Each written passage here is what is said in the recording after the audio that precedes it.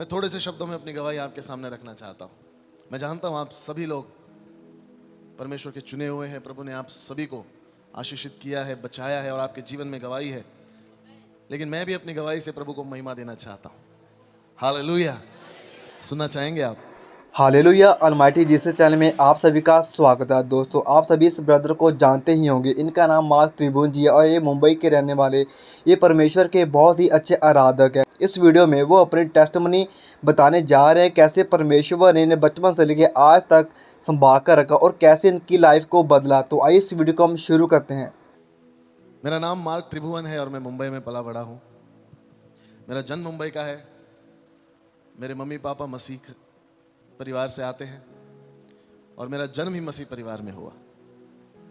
तो बचपन से मेरे पापा स्ट्रिक्ट होने की वजह से आर्मी में थे, तो स्ट्रिक्ट होने की वजह से काफ़ी डिसिप्लिन और रूल्स एंड रेगुलेशंस के साथ मेरी परवरिश हुई, है ना। और बचपन से ही मुझे चर्च की आदत है, प्रार्थना करने की आदत है, वचन पढ़ने की आदत है। और हमेशा आप ही की तरह मैं भी ऐसे पहले लाइन में बैठा करता था। आमीन। और मुझे चर्च जाने का बहुत उत्साह होता था, बहुत शौक होता था, बहुत आनंद आता था। मुझे गीत गाने का आनंद आता था, बाइबल पढ़ने का।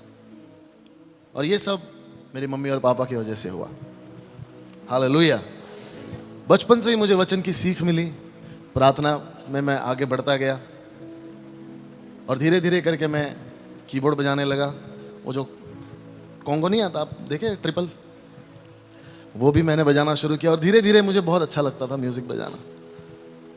मेरे पापा भी बजाते हैं।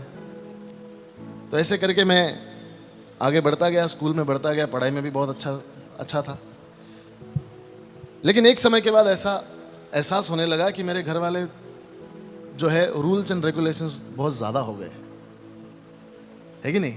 ये मत करो, वो मत करो, दोस्तों के साथ मत जाओ, खेलने मत जाओ, ऐसा मत करो, वैसा मत करो, ये मत करो, वो मत करो। तो मुझे थोड़ी परेशानी होने लगी। तो मैं कहने लगा क्यों ना जाओ, है कि नहीं। हुआ होगा आप लोगों के साथ भी, क्यों ना जाओ, ये मेरे माँ बाप अच्छे नहीं है यहाँ नहीं भेजते, वहाँ नहीं भेजते। जब देखो मुझे प्रार्थना में लेके जाते, मुझे खेलना है।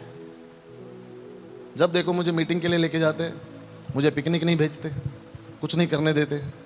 मेरे लाइफ में कोई एंजॉयमेंट ही नहीं है। सिर्फ प्रार्थना जाओ, सिर्फ बाइबल पढ़ो, सिर्फ प्रार्थना करो, बस यही है। गर्मियों की छुट्टी में लोग कहाँ कहाँ जाते हैं, मनाली जाते हैं, गोवा जाते हैं, केरला जाते हैं।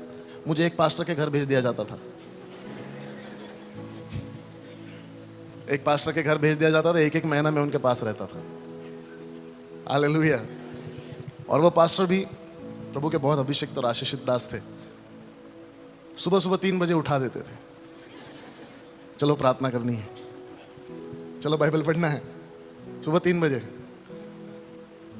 12 बजे तो मैं सोया हूं। परेशानी होने लगी थोड़ी सी, ये क्या जिंदगी है, मुझे नहीं अच्छा लगता था। थोड़ी सी घुटन सी महसूस होती है। फिर धीरे धीरे जैसे मैं बड़ा हो गया, मेरे दोस्त बन गए। और ये मुकाम जो होता है जिंदगी में, सबसे खतरनाक मुकाम होता है जब आपके दोस्त बनने लग जाए। तो कुछ मेरे दोस्त बन गए जिन्होंने मुझे 7वीं में सिगरेट पीना सिखाया।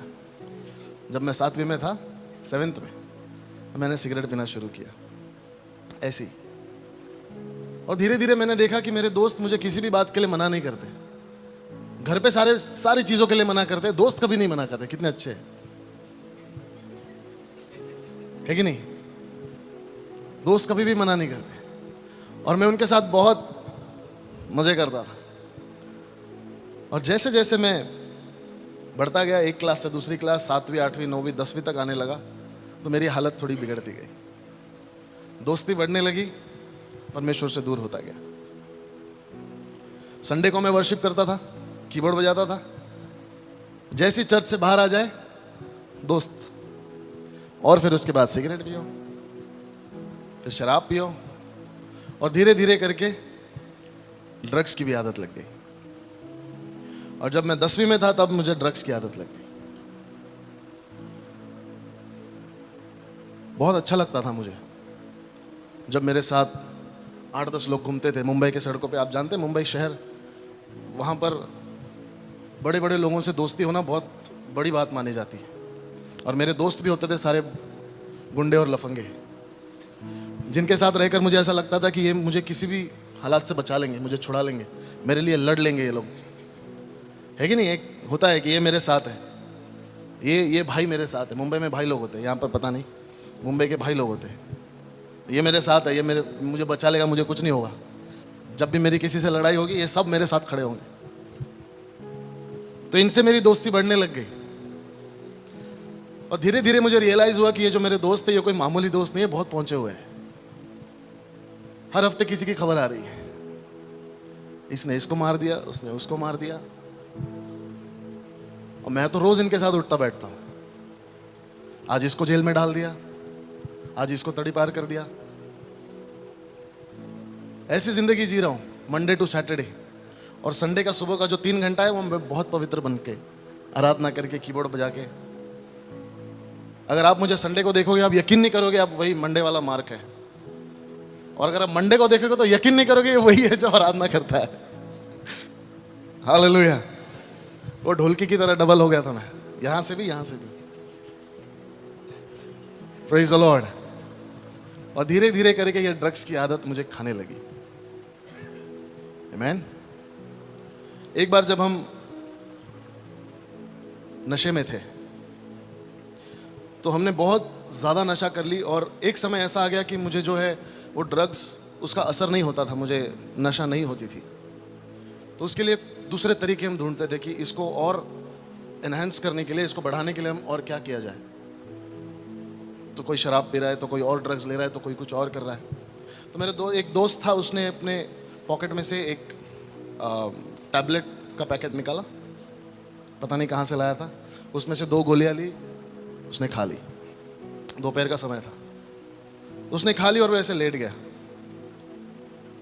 हम अपने घर चले गए, रात को फिर आए, देखे तो वो लेटा हुआ है। तो हमने कहा दोपहर को उठा होगा, सो के वापस कुछ पी के वापस सो गया होगा। फिर हम घर चले गए, दूसरे दिन सुबह हम आए तो देखा तो फिर भी लेटा हुआ है। तो हमने आजू बाजू वाले से पूछा ये क्या हुआ है। कह रहा है भैया ये कल से उठा ही नहीं है, शाम हो गई उठा नहीं है। 2 दिन तक वो लड़का वही पड़ा था। और तब परमेश्वर की आत्मा ने मुझसे बात करना शुरू किया कि ये गलत है, ये सही नहीं है। और मुझे मन में ऐसा एक डर सा पैदा हो गया कि मुझे यहां तक नहीं जाना है, ये लेवल का नशा मुझे नहीं करना है। 2-2 3-3 दिन तक पड़े रहो, ये अच्छी बात नहीं है। Hallelujah, hallelujah. मैं अपने आप से नफरत करने लगा कि ये मैंने क्या कर दिया।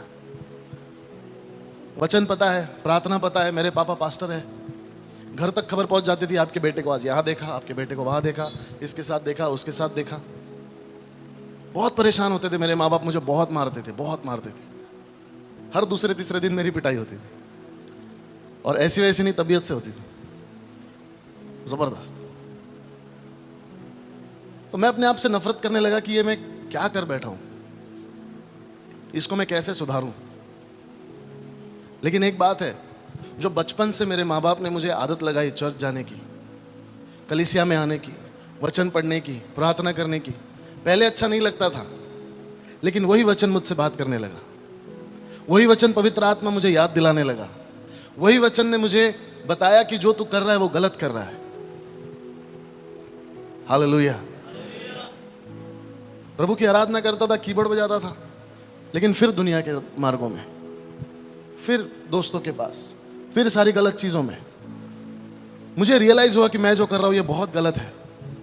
आप लोगों को भी होता है कभी कभी, जब आप गलती कर देते हैं तो हमको रियलाइज होता है कि हमने जो किया वो गलत किया, और वो पवित्र आत्मा होता है। पवित्र आत्मा हमें बताता है कि आप जो कर रहे हैं वो गलत कर रहे हैं।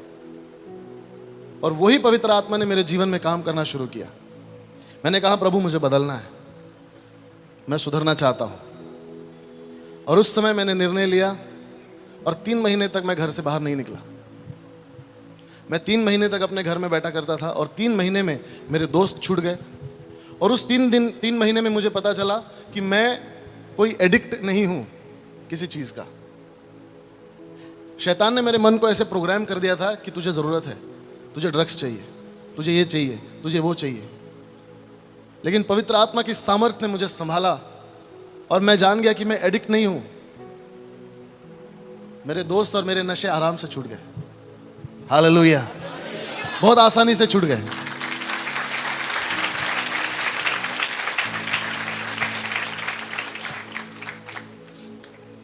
और जिस जगह पर हम ड्रग्स लेने के लिए जाते थे, आज परमेश्वर ने उसी एरिया में मुझे एक सेवकाई दी है।